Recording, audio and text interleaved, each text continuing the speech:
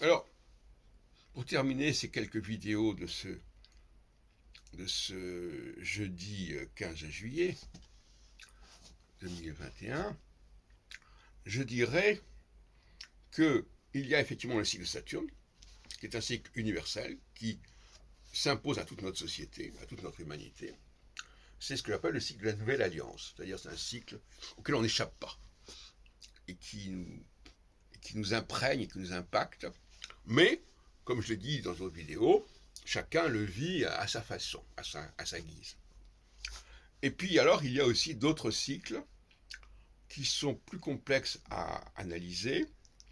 Le cycle de Jupiter, d'abord. Pour moi, les jupitériens sont des gens qui sont marqués par un cycle de tonicité, si on peut dire, de tonicité. Tous les 12 ans, il y a une nouvelle tonicité qui va leur donner un nouveau, qui va les booster à nouveau, et il y aura un impact, tout d'un coup, ils vont revenir. Ce qu'on appellerait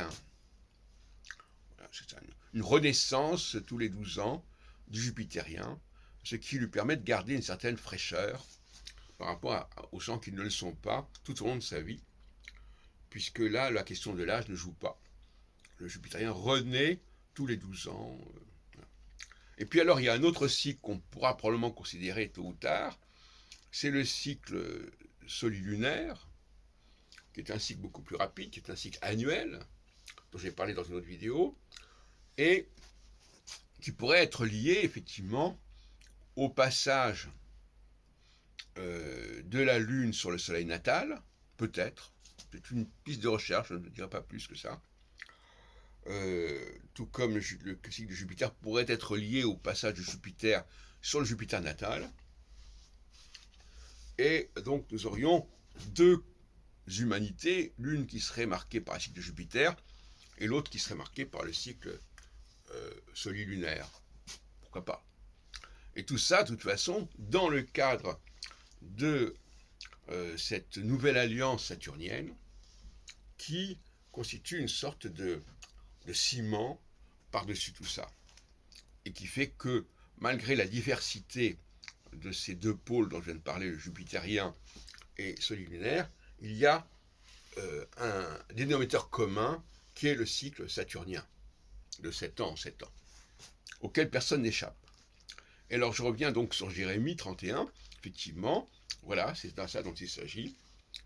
On est passé au stade saturnien, qui est un second stade, et on le voit bien dans la lecture de la Genèse, où tout d'un coup on nous parle d'un 7e jour qui se rajoute, alors que ce n'était pas prévu au départ, il y avait 6 jours de la création, plus un 7e jour.